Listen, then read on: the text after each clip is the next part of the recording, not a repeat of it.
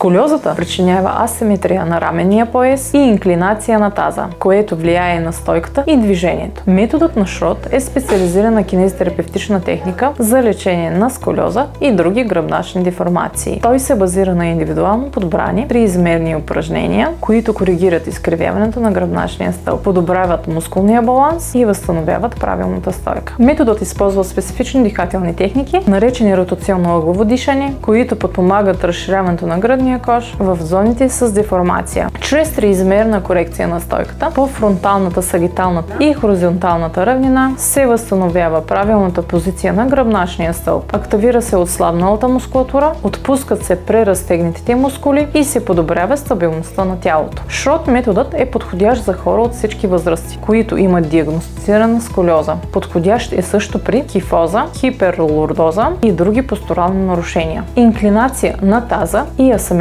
на раменния пояс, респираторни ограничения, свързани с гръбначните изкривявания. Методът помага за редуциране на болката и мускулната умора, повишава дихателния капацитет, забавя и предотвратява прогресията на сколиозата и подобрява качеството на живот. В Център Кинезио Лайф град Стара Загора прилагаме метода на Шрот като част от индивидуални, рехабилитационни и кинезитерапевтични програми за пациенти с сколиоза и гръбначни деформации. Свържете се с нас на посочения номер и запазете своя час за консултация.